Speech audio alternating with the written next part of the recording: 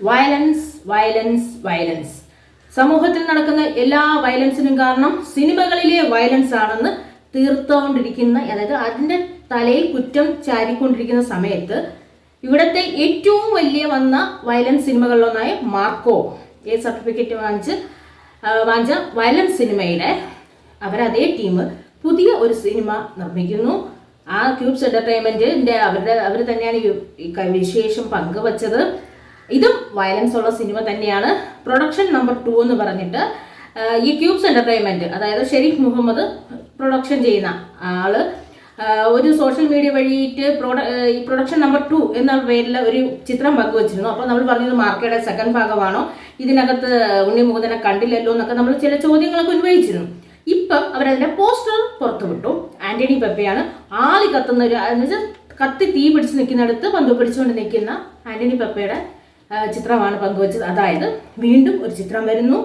നമ്മൾ മാർക്കോയിൽ കണ്ടതിനെക്കാട്ടിയും കൂടുതൽ വയലൻസ് ഉള്ള ഒരു വയലൻസ് ചിത്രം. നായകൻ ആന്റണി പെപ്പെ. അണിയറയിൽ എത്രത്തോളം ആൾക്കാരുണ്ടെന്ന് അവർ പുറത്തു പറഞ്ഞിട്ടില്ല.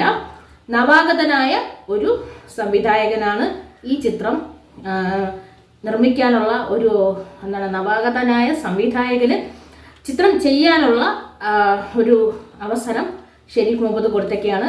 നമ്മൾ മാർക്കോ എന്ന ചിത്രം കണ്ടപ്പോഴും നമുക്കറിയാം, ഒരു പ്രത്യേകിച്ച് സർട്ടിഫിക്കറ്റ് ഉള്ള ഒരു ചിത്രം, ഇത്രയും അധികം ചെലവേറിയ ചിത്രം ഒരാൾ പെട്ടെന്ന് നിർമ്മിക്കുക എന്ന് പറയുന്നത് അത്ര ഈസിയായ കാര്യമൊന്നുമില്ല. പക്ഷേ ഷെരീഫ് അതിനുള്ള ധൈര്യം കാണിച്ചു. ഇപ്പോഴും രണ്ടാമത്തതും ഒരു നവാഗതനായ സംവിധായകനാണ്. നമ്മൾ മാർക്കോയിൽ കണ്ടതിനെക്കാട്ടിയും കൂടുതൽ വയലൻസ് ഈ ചിത്രങ്ങളിൽ വരുമെന്നാണ് നമുക്ക് ഇപ്പോഴറിയാൻ കഴിയുന്നത്. ഈ ചിത്രത്തിൽ ആരൊക്കെ അഭിനയിക്കുന്നു, ഇതിന്റെ പിന്നിൽ ആരൊക്കെ ഉണ്ടോ എന്നുള്ളതൊന്നും ഇപ്പം പറഞ്ഞിട്ടില്ല. ഇപ്പോൾ ഒരു പോസ്റ്റർ മാത്രമേ വന്നിട്ടുള്ളൂ. വരും ദിവസങ്ങളിൽ ഇവർ തന്നെ ഈ ചിത്രത്തിന്റെ ബാക്കി വിശേഷങ്ങൾ പങ്കുവയ്ക്കും.